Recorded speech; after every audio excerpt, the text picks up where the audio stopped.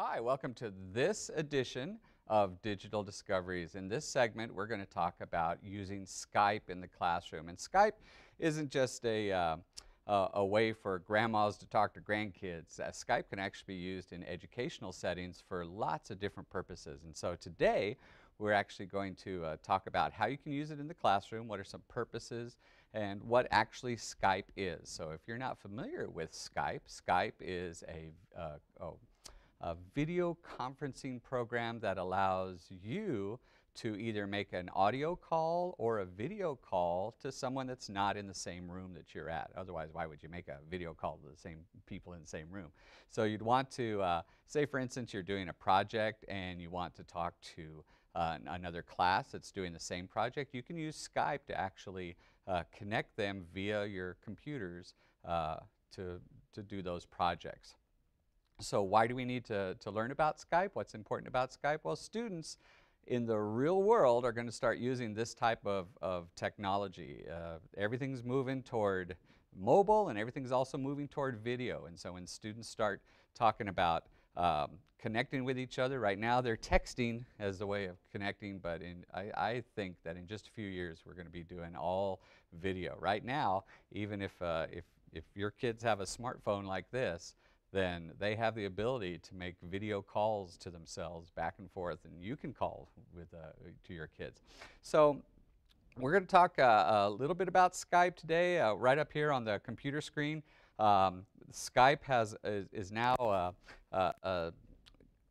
it's kind of shifting. They want to get the education people into it, and so there's actually on education.skype.com you can actually connect to other teachers all over the world. If you can see right here, I have the screen up. These are teachers that use Skype all over the world that want to connect with other teachers. So if you're in El Paso here, you can connect to teachers in China, you can connect to teachers in Australia, you can connect to teachers in Mexico, anywhere about all different kinds of projects, and we'll talk about that in just a sec. But what I want to do right now is call up my friend. His name is Scott Floyd. I'm going to actually use Skype to call up Scott, and Scott is in White Oak City, which is outside of Longview, Texas, and he's actually about, there he is.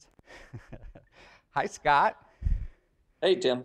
How are you doing? Scott is works in instructional technology at the White Oaks ISD in White Oak. How are you doing this morning?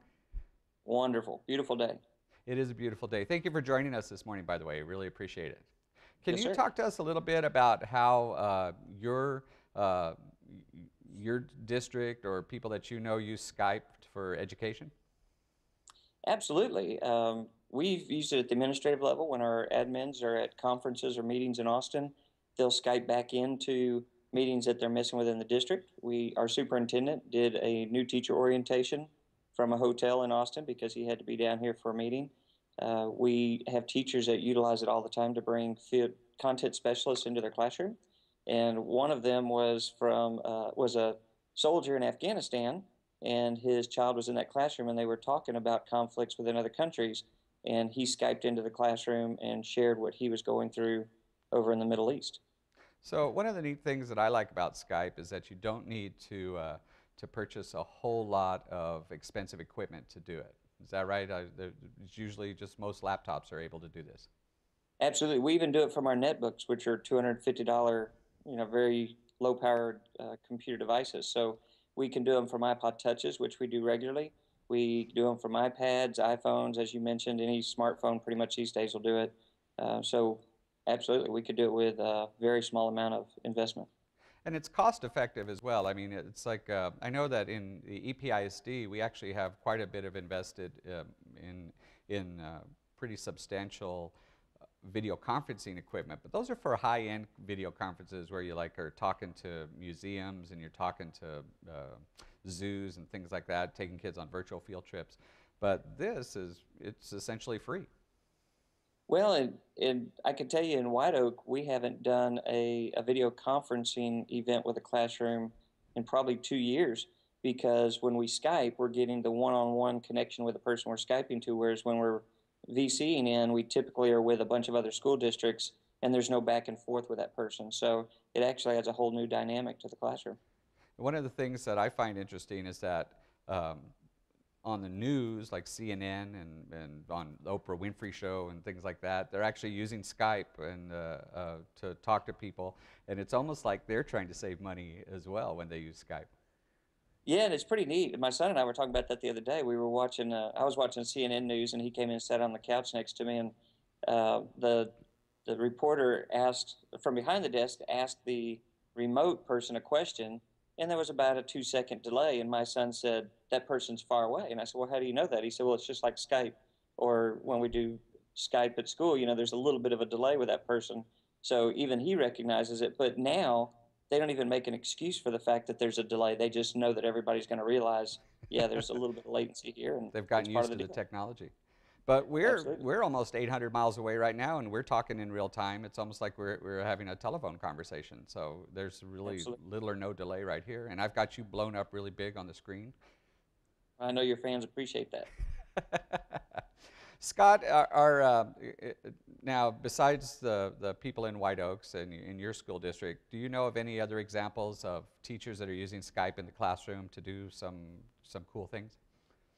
Well, we're in White Oak is a part of SuperNet, which is a rural consortium of 26 small school districts, and we use it all the time. All the school districts in there allow Skype, and sometimes they're sharing lessons between the classes. One teacher will be sharing how they do something, how they teach a certain concept with another class in one of the other school districts that may be an hour away or 2 hours away, because it's rural areas. We're kind of spread out. But yeah, absolutely. They're bringing in authors all the time. They're bringing in family members who are specialists in fields.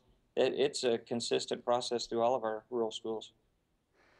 That's actually pretty cool. And actually, one of the things that I think personally, as a money crunching administrator kind of person, is that you always want to get more bang for the buck when you're doing something. And in the past, when you bring in a speaker or you bring in an author, it's usually for one class at one school, and just those kids get to experience. But with this type of technology, you can actually have the kids at other schools, not even in your same district, experience that speaker, whoever that speaker is, or that musician or actor or whoever. Right, and another big advantage to it as well, if you have a pretty open-minded technology department, it takes them out of the picture, because before the teacher would have to fill out the form to request the video conference room or equipment and then request it for a certain date and time. Whereas with Skype, as long as Skype is open to be able to call through your firewalls, they can do that whenever. It could be a spur of the moment. Hey, we're talking about this topic, and you know what? So and so's dad is a veterinarian, and I bet he could answer that question. And they could set it up in a heartbeat. So absolutely.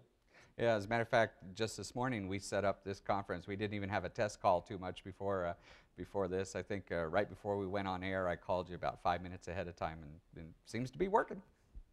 Absolutely. Scott, thanks so much for joining us this morning. Really appreciate you taking time out of your day to join us all the way from White Oaks, way out there in the far East Texas. Yes, sir. Send some rain our way. We'd appreciate it. If we had some rain, we'd send it to you. How's that? Thanks, Have a Scott, great so week. much. Appreciate it. All right. Bye-bye. So that's an example of how you can use Skype just to talk to somebody that's not in your district or in your campus. I want you to start thinking about how you can use Skype in your classroom. What are some things that you could do to get connected to other teachers, to other speakers, all different kinds of things. One of the places you might start is education.skype.com. That's a great place to at least show you how to get connected using Skype. Thank you for joining me for this edition of EPISD's Digital Discoveries.